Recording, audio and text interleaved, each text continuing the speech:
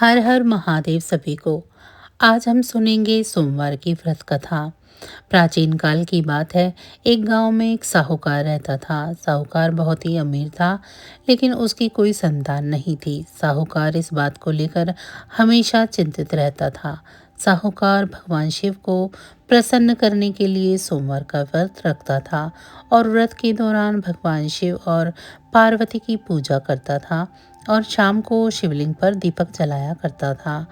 साहूकार की पूजा अर्चना को देखकर एक दिन माता पार्वती ने भगवान शिव से कहा कि हे प्रभु, यह साहूकार आपका परम भक्त है।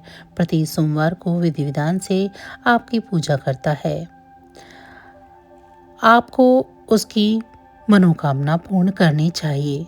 शिव ने पार्वती जी से कहा कि हे गौरी, यह संसार कर्म क्षेत्र है। जो जैसा कार्य करता है उसे उसी के अनुसार फल भोगना पड़ता है।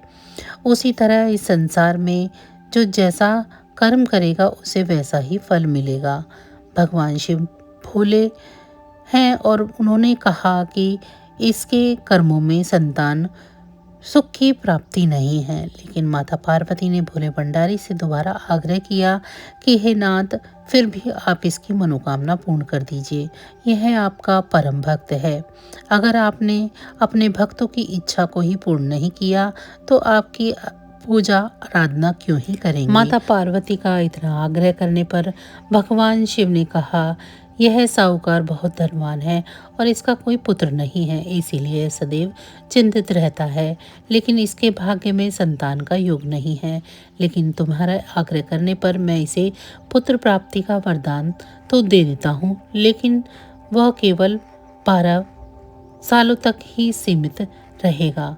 फिर रात्रि को साहूकार को स्वप्न में भगवान शिव ने दर्शन दिए और कहा कि उसको जल्द ही पुत्र रत्न की प्राप्ति होगी, लेकिन उसका पुत्र दीर्घायु नहीं रहेगा, बल्कि वह 12 वर्ष तक ही सीमित रहेगा। यह सुनकर साहूकार को ना तो कुछ प्रसन्नता हुई और साहूकार ने इस बात को सुनकर पूजा अर्चना जारी रखी। और कुछ दिनों के बाद साहूकार की पत्नी गर्भवती हुई और उसने एक सुंदर बालक को जन्म दिया। बालक के जन्म से घर में हर्षोल्लास का माहौल था, लेकिन साहूकार खुश नहीं था, क्योंकि उसको पता था कि उसके बालक का यह जीवन केवल 12 वर्ष तक ही है और उसने किसी को यह बात नहीं बताई। साहूकार की पत्नी ने कहा कि अब हमें विवाह कर देना चाहिए, परंतु साहूकार ने मना कर दिया और लड़के के मामा को बुलाकर पैसे देकर उन्हें काशी जी जाने का आदेश दिया। फिर साहूकार ने मामा भांजे से कहा कि काशी जाते समय रास्ते में यज्ञ करते हुए और ब्राह्मणों को भोजन कराते हुए ही जाना। दोनों मामा भांजों ने ऐसा ही किया। काशी जाते वक्त उस रास्ते से मामा भांजे गुजर रहे थे।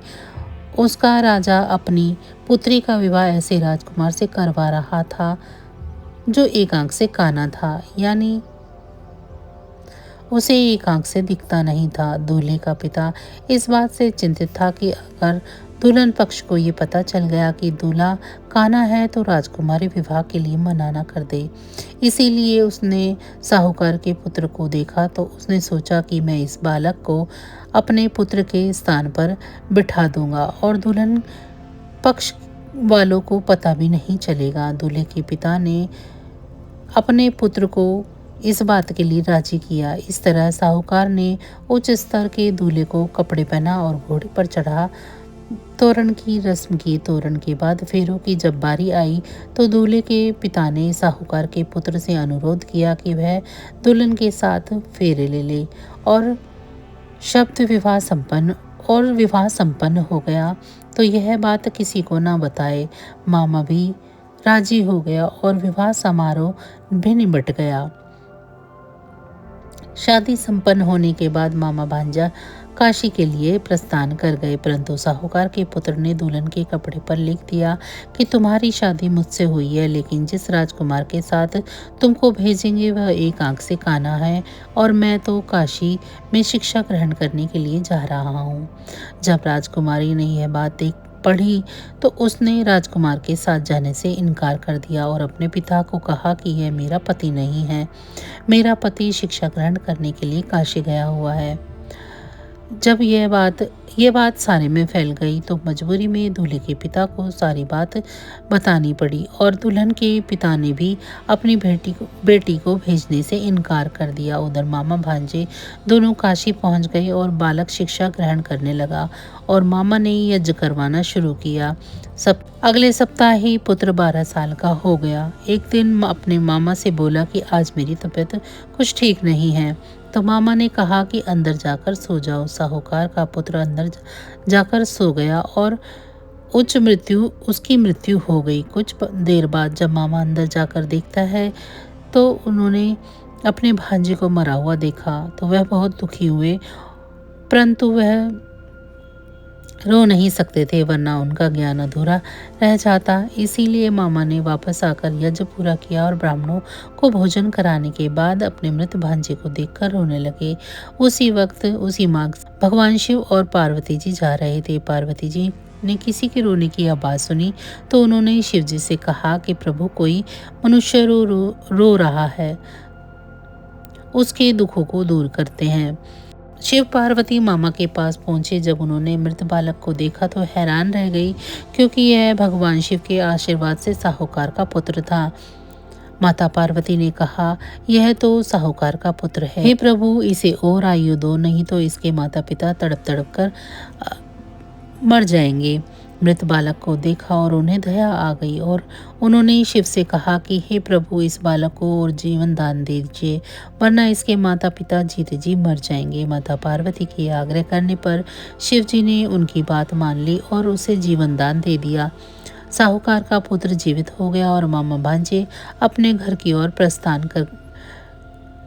प्रस्थान के लिए चल दिए। रास्ते में साहूकार का पुत्र उसी शहर से गुजरा जहां उसका विवाह हुआ था। दुल्हन के पिता ने बालक को पहचान लिया और मामा भांजे को लेकर महल आकर दुल्हन के पिता ने एक समारोह किया और अपनी पुत्री को साहूकार के बेटे के साथ विदा किया। साहूकार का बालक अपने घर पहुंचा तो उसके माता पिता छत पर बैठे थे और सोच रहे थे कि अगर उनका पुत्र सकुशल नहीं लौटा तो वे दोनों भी उसी छत से कूदकर अपनी जान दे देंगे। पर उसी समय उसका मामा वहां आ गया और उन्होंने बताया कि उनका पुत्र जीवित है और विवाह करके वापस लौटा है। साहूकार ने अपने बच्चों को जीवित देखा तो खुशी से उनका स्वागत किया और साहूकार का पूरा परिवार खुशी खुशी अपना जीवन बिताने लगा। जैसे भोलेनाथ ने इस परिवार पर कृपा करी, ऐसी कृपा सब पर करना। तो आप सभी को ये कथा कैसी लगी कमेंट बॉक्स में ज़रूर बताएं और हमारे चैनल को सब्सक्राइब करना ना भूलें। आप सभी का बहुत बहुत धन्यवाद।